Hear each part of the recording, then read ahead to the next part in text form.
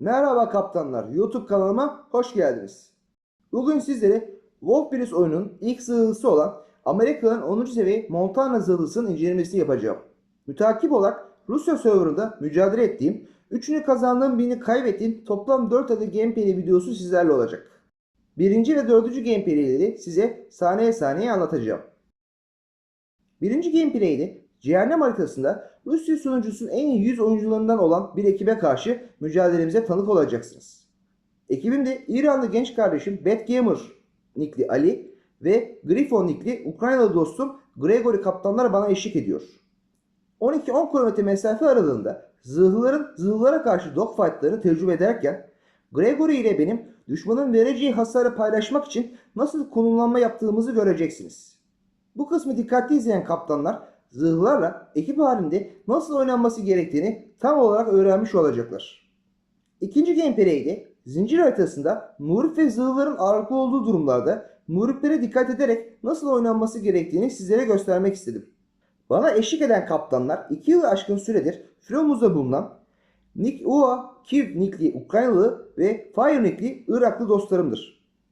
Üçüncü gameplay'de Brufont haritasında tek başıma yaptığım bir mücadelede Montana ile Shimakaze Muhrib'in nasıl avlanacağını sizlere göstermek istedim.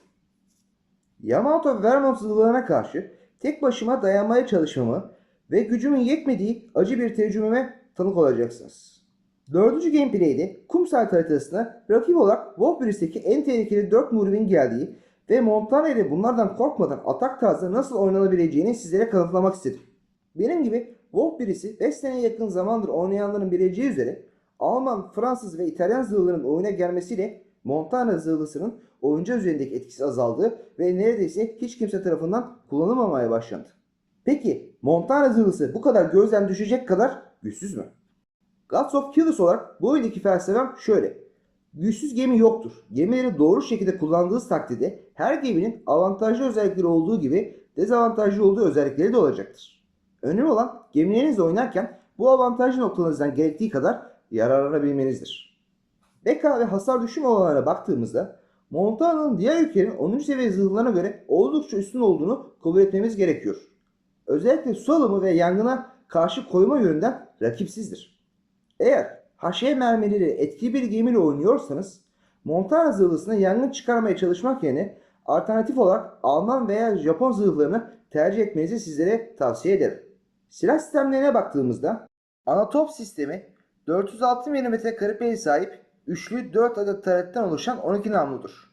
Ana topların tekrar dolum süresi 20 saniyedir. Ana topların mermi dağılımı fazla olmakla beraber stabil atışlarda özellikle 10-12 km arası mesafelerden etkilidir.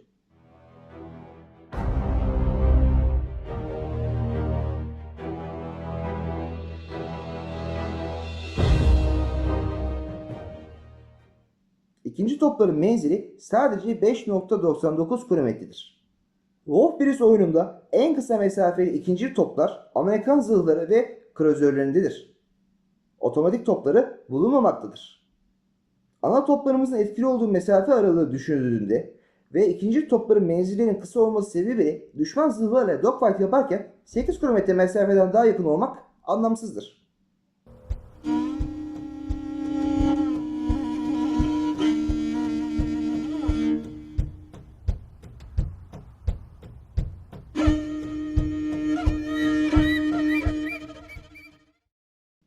Sava, Vermont, Kremlin ve Yamato tarzındaki zırhlarla 13 kilometreden uzak mesafelerde stabil dogfight yaparsanız başarılı olma ihtimaliniz çok düşük olacaktır. Republic, Colombo ve Körfez tarzındaki zırhlarla 8-9 kilometre yakın mesafelerde hareketli dogfight yapsanız bile dayanmanız zor olacaktır. Tüm bu gemilerle 10-12 kilometre mesafeden dogfight yapmanız durumunda üstün geleceğinize şüpheniz olmasın.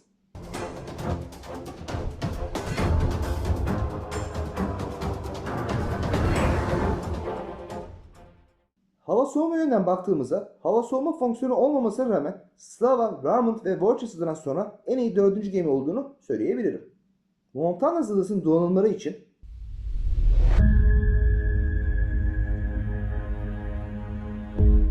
elit gemi bonusu için normal komutan yetenekleri,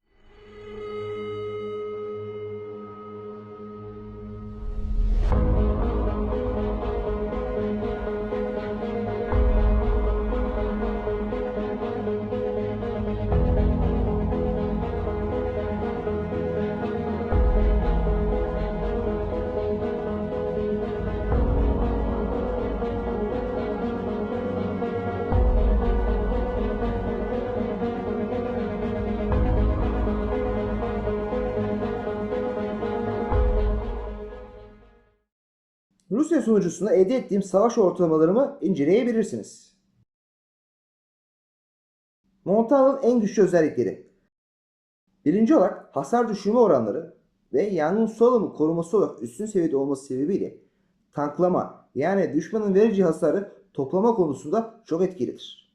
Ekibinizde bulunacak Republic, Colombo gibi orta sınıf zırhlara kalkan olabilmektedir.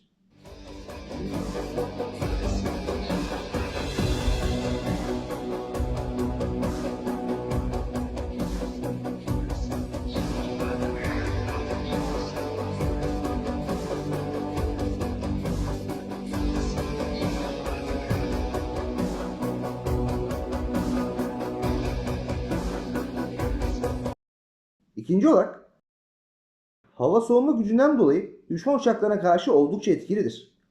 Merkez hattına yakın mevkilerde konumlanması durumunda ekibindeki gemilere bu yönden avantaj sağlarken rahatlıkla savaş başı 35-40 adet uçak düşebilmektedir. Zayıf yanları ise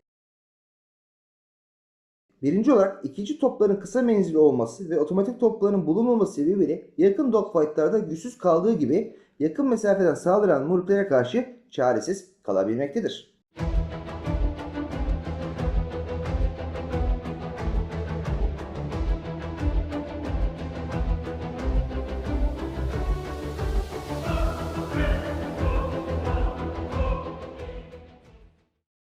İkinci olarak mermi dağılımının fazla olması sebebiyle 14 km üstü mesafelerden 12 adet namlusu olmasına rağmen Yamato Vermont gibi uzak mesafeden etkili olan zırhlara karşı zayıf kalmaktadır.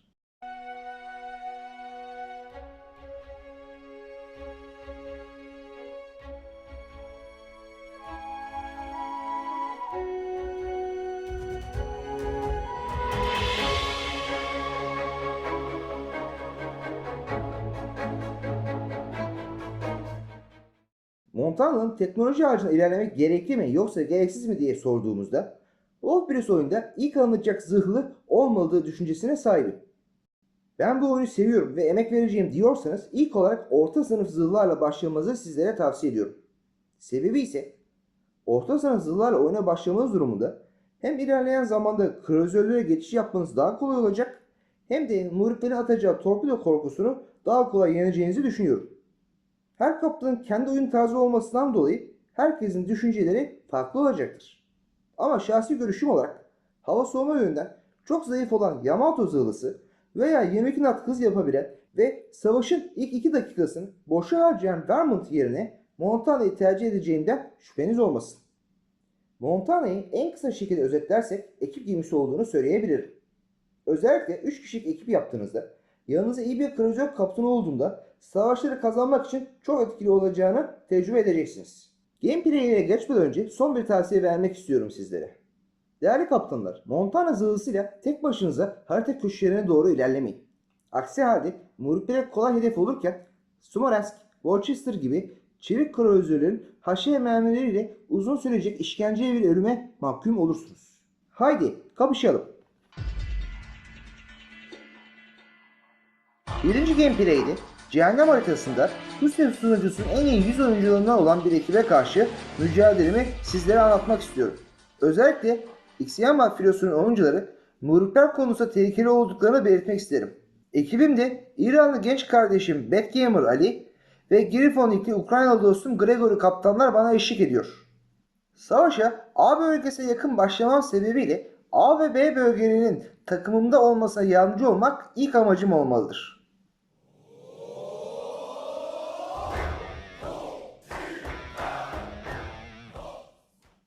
Ana toplarımı sol tarafa doğru hazırlarken programı A bölgesine doğru hafif sağa doğru olacak şekilde ilerliyorum.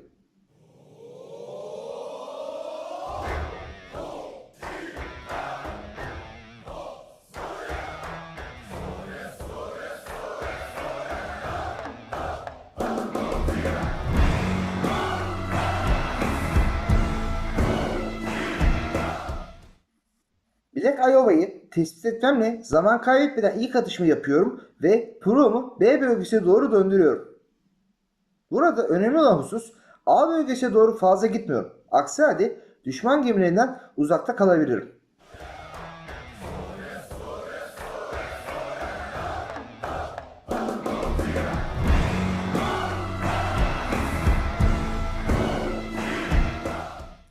Kırmızı takıma ait 3 adet zırhın C bölgesine doğru hareket etmekte olması sebebiyle sola doğru dönüş yaparak ana toplarımı zaman kaybetmeden sağ tarafa bakacak şekilde ayarlıyorum.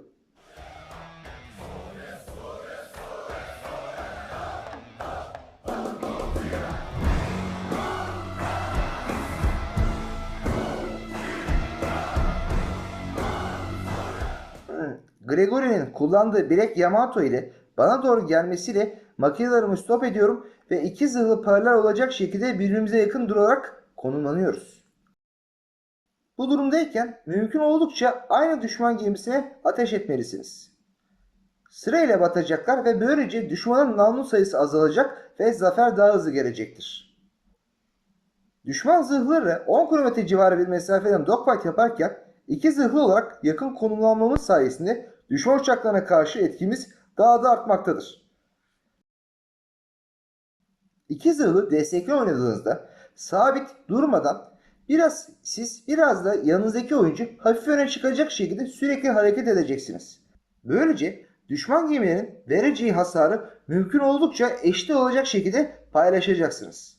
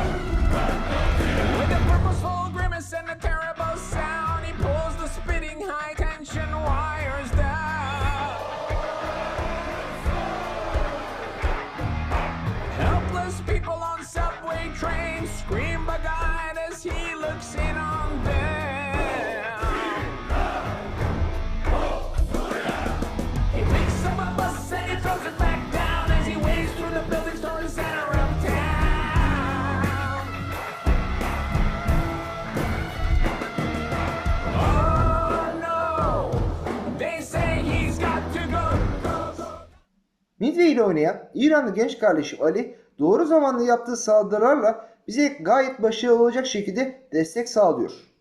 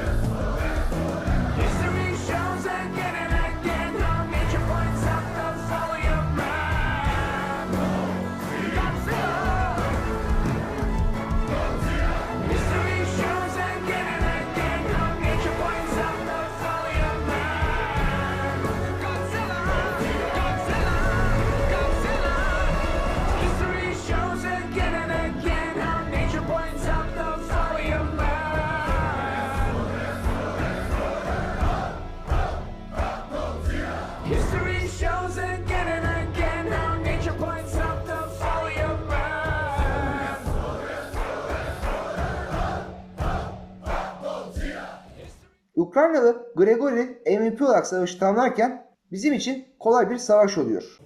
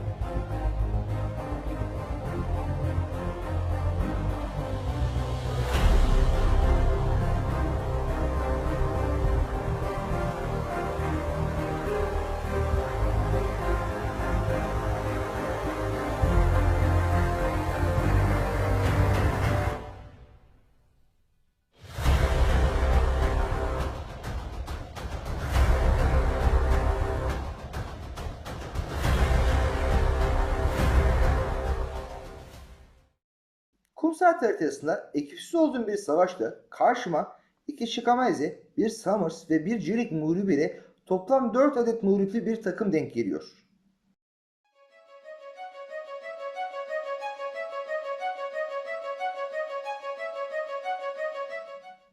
Haritanın sol tarafında savaşa başlamam sebebiyle ana toplarıma haşe mermiler yüklerken sağ tarafa bakacak şekilde ayarlıyorum.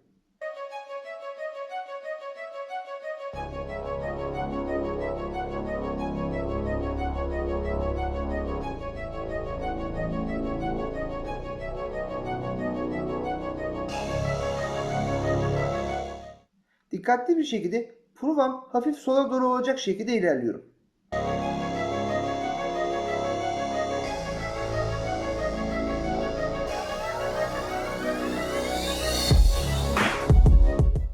Aralarda makinelerimi stop etsem de mümkün oldukça süratimin 20 knot civarında kalmasına dikkat ediyorum.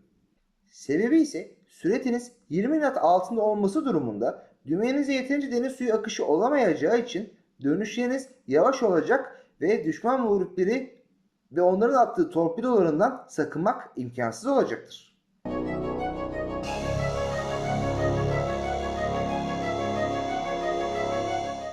Fransız kruzörünü gözüme kestirmemle sola doğru dönüş göstererek ana toplarımı kruzöre atış yapacak şekilde ayarlıyorum.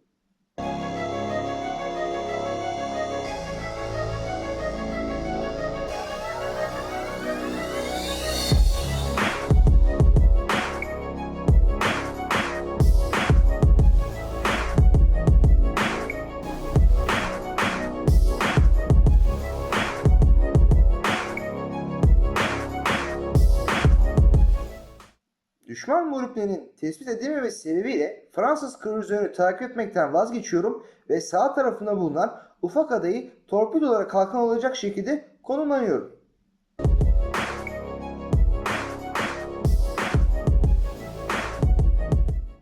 St. Louis kruzöründe sönmeyen yangını çıkartıyorum ve bana doğru gelen Shimakaze'yi 7 km mesafeden takibe alıyorum.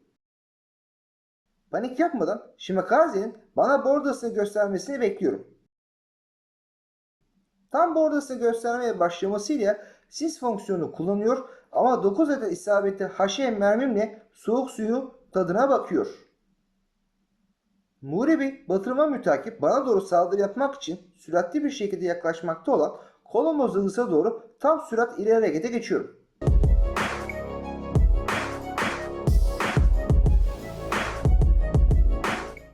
Colombo'nun sis fonksiyonu kullanmasından dolayı zaman kaybı olmaması sebebiyle tek başarılı top mermisiyle St. Louis kruzörünü batırıyorum ve hemen ana toplarıma AP mermileri yüklüyorum.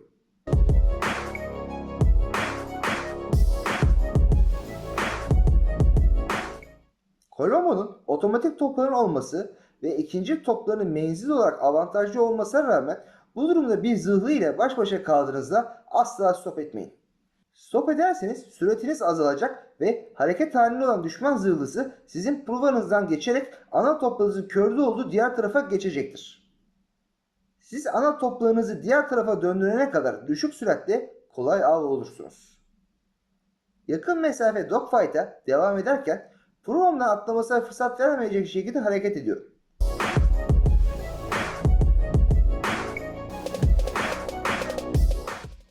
Dikkat ederseniz Colombo'nun provasını atıyorum ve ana topları körde kalıyor. Sakince ikinci toplarla Reggio filosunun oyuncusunu batırmayı başarıyorum. Muhrip tehdidin olması sebebiyle zaman kaybetmeden haşiye mermileri tekrardan yüklüyorum.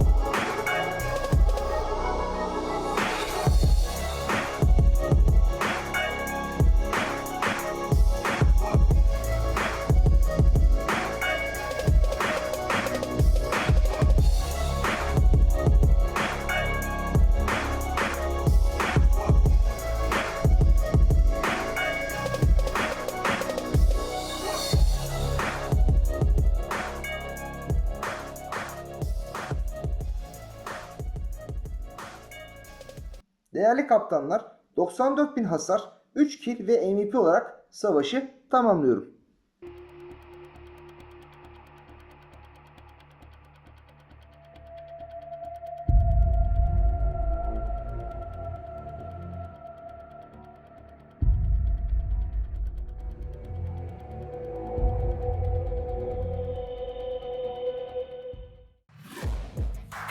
Değerli kaptanlar, videomu izlediğiniz için sizlere gönülden teşekkür ederim. Sizlere yeni bir bakış açısı kazandırdıysam ne mutlu bana. Tier Navy filosu dünyanın her yerinden kaptanları güneşli bulunduran uluslararası bir filodur. Kanalımıza üye olarak bizlere destek olabilirsiniz. Hepinizi sevgi ve saygıyla selamlıyorum. All here for the taking. Don't wanna test your luck.